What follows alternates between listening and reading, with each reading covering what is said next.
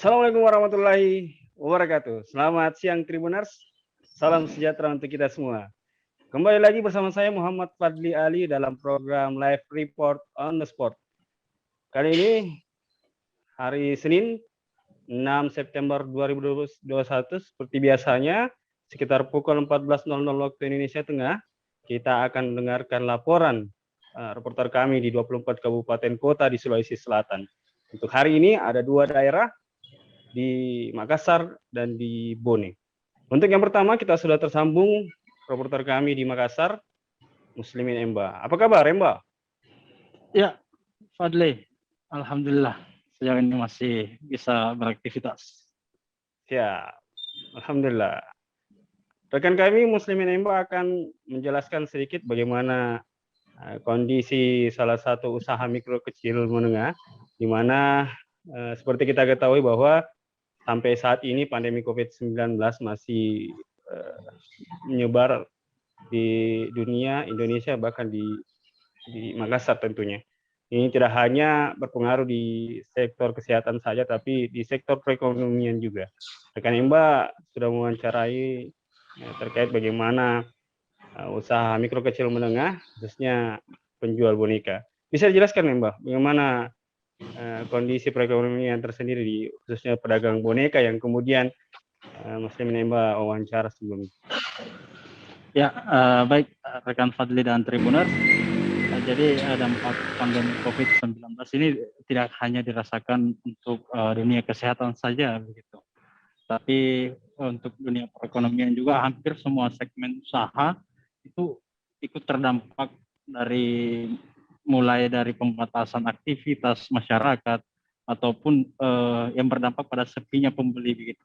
Seperti yang dirasakan oleh penjual boneka yang ada di Jalan Sultan Alauddin, tepatnya di Ruko Permatasari.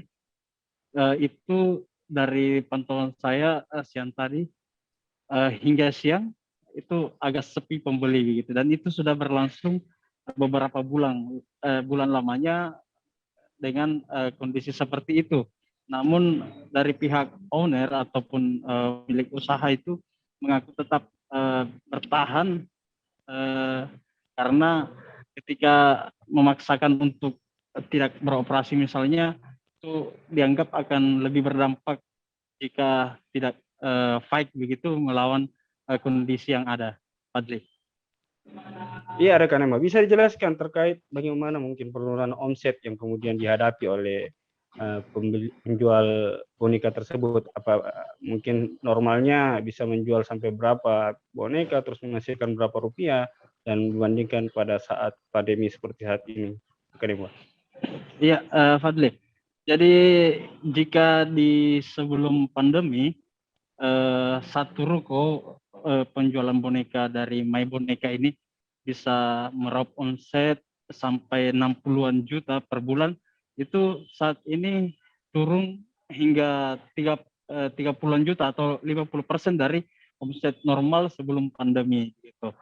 Ketika dikalikan dengan 4 penjualan mereka yang tersebar di Goa dan Makassar, itu bisa sampai ratusan juta. Namun pihak owner saya berbincang tadi mengatakan sejauh ini omsetnya paling di kisaran 50 sampai 60 juta per bulan dari 4 tempat penjualan boneka yang dirintis olehnya begitu. Fadli. Iya, sangat signifikan ya bagaimana pengaruhnya COVID-19 ini. Bisa dijelaskan rekan Mbak terkait dengan adanya penurunan ini, apakah karyawan dari My Boneka ini ada yang dirumahkan atau di PHK rekan Mbak? Iya, dari perbincangan saya tadi dengan Pak Muhammad Yusuf atau owner dari My Boneka ini, beliau mengatakan ada beberapa karyawan yang terpaksa dirumahkan, namun kebanyakan masih terpakai hingga saat ini. Jadi saat ini dari total 4 ruko penjualan boneka milik Pak Yusuf, itu masing-masing itu total mempekerjakan 18 karyawan begitu. Itu pun kata Pak Yusuf, dia kondisikan dengan jumlah pemasukan yang ada dan karyawan yang masih bertahan atau bersedia bekerja dengan kondisi terdampak pandemi ini, itu menerima bahwasanya upah mungkin akan disesuaikan begitu dengan pemasukan yang ada. Begitu, Valdi. Iya, rekan Mbak. Bisa terakhir mungkin bagaimana langkah atau antisipasi dengan adanya pandemi COVID-19 ini yang dilakukan oleh owner My Boneka? Apakah penjualannya dilakukan via online atau seperti apa yang sudah dilakukan oleh My Boneka?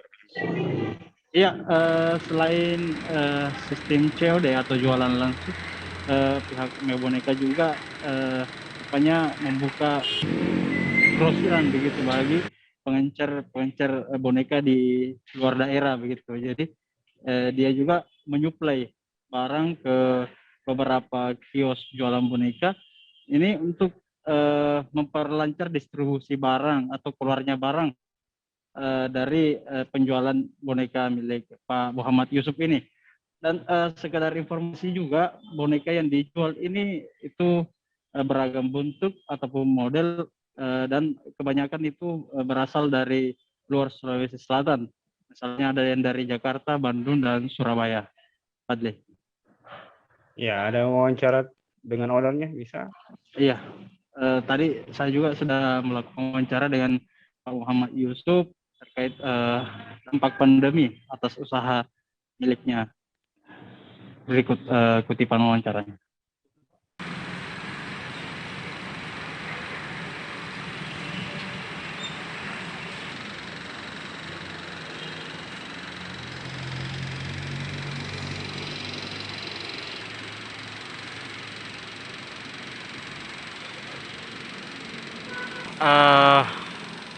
Penjualan boneka di tempat Bapak selama pandemi COVID-19, apa ikut terdampak atau seperti apa Bapak?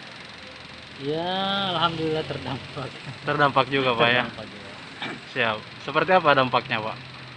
Ya, dampaknya ini luar biasa karena dari yang normal itu memang ya 50%. 50% gitu? Iya, 50%. Biasanya omsetnya berapaan Pak per bulan atau per pekan mungkin? Iya, yang biasanya misalkan seratusan itu ya tinggal 50%. Pak, ini bonekanya dari mana saja ini Pak?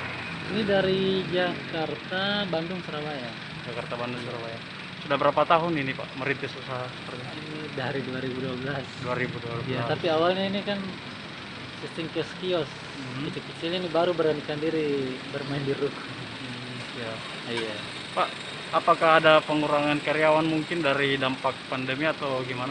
Iya, ada beberapa kita ini Rumahkan gitu. rumahkan, tapi lebih banyak yang tidak mau dirumahkan. Iya.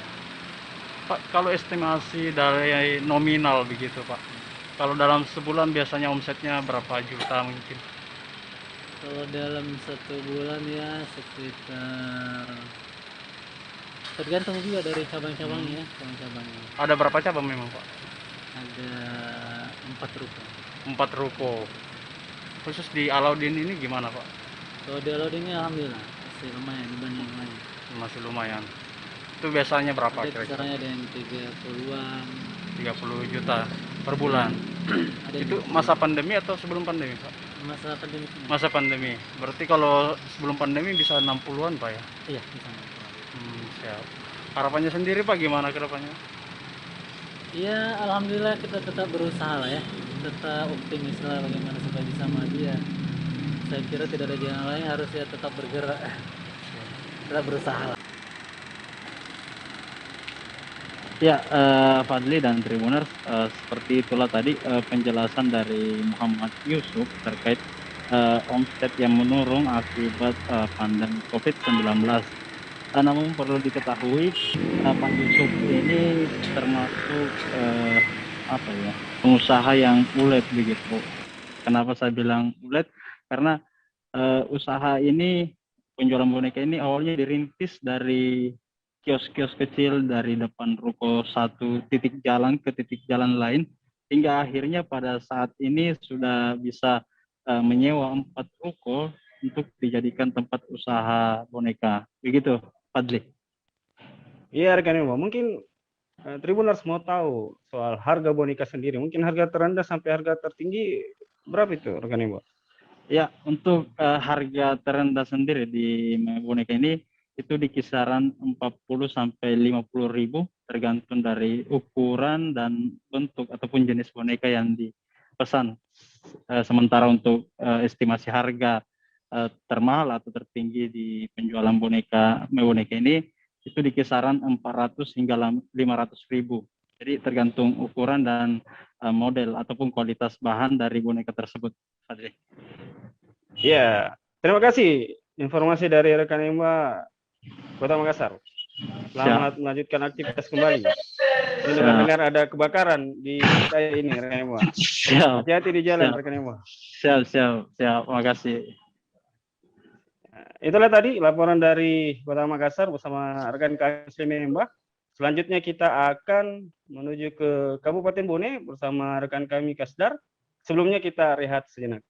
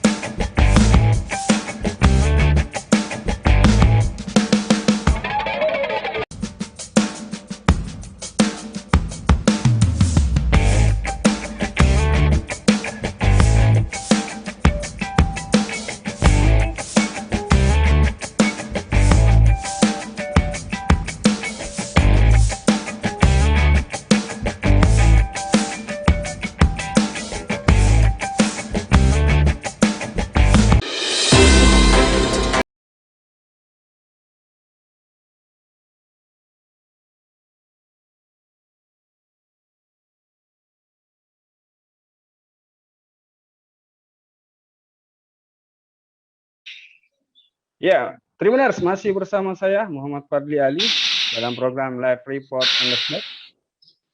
Saat ini kita sudah tersambung dengan reporter kami Kasdar Kasau di Kabupaten Bone. Apa kabar Kasdar? Ya, selamat siang, selamat sore rekan Fadli. Alhamdulillah kabar baik sehat. Ya, rekan kami Kasdar ini akan menjelaskan terkait bagaimana proses vaksinasi yang kemudian sudah menyasar para pelajar di Kabupaten Bone.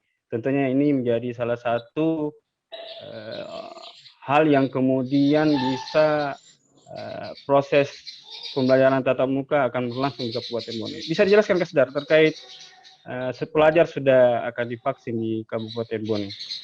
Ya, baik. Terima kasih atas kesempatannya rekan Fadli. Selamat sore, Tribunner.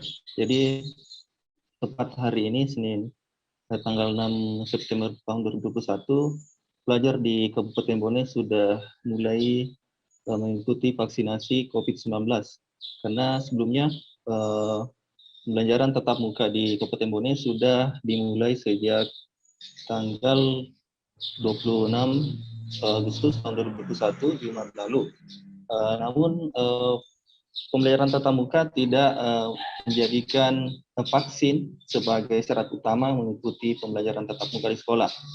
Jadi seperti pada hari ini pembelajaran vaksinasi diikuti oleh pelajar yang dari pantauan tadi saya di lapangan bahwa ada pelajar yang mengikuti vaksinasi ini adalah siswa SMA sederajat yang diselenggarakan oleh Gerakan Pramuka Kuartir Cabang Kabupaten Bone di Jalan BC Kejuara, Kota Watampone, Kecamatan Tani Triata. Nah, begitu rekan tadi. Ya, rekan Kasdar, terkait proses vaksinasi ini digelar oleh Korcap Kabupaten Bone. Ini berapa pelajar yang kemudian disasar untuk dilakukan vaksinasi di melalui pantauan dari Kasdar sendiri di sana? Baik rekan Fadli, untuk jumlah peserta tadi Gerakan Pramuka Korcap Kabupaten Bone menyediakan 300 vial vaksin COVID-19 berjenis Sinovac. Kemudian pesertanya juga dibuka untuk umum. Jadi tidak dijelaskan secara rinci berapa jumlah peserta yang ikut, namun karena juga dibuka untuk masyarakat umum begitu. Jadi pelajar ini hanya ikut sementara saja karena akan dilaksanakan secara resmi nanti oleh pihak Dinas Kesehatan begitu, rekan Fadli. Iya, menarik rekan Kasdar terkait vaksinasi untuk para pelajar. Mungkin kapan rencana vaksinasi pelajar secara massal begitu akan dilakukan oleh Pemkab Bone, rekan Kasdar? Baik, rekan Fadli, terkait dengan pelaksanaan vaksinasi massal untuk siswa dan khususnya peserta didik di Kabupaten Bone ataupun pelajar ya, akan dilaksanakan pada tanggal 10 Jumat ya, hari Jumat tanggal 10 hingga 11 September tahun 2021. Terkait lokasinya, jubir Satgas COVID-19 Kabupaten Bone belum menentukan di mana akan dilaksanakan vaksinasi massal ini. Begitu rekan Fadli.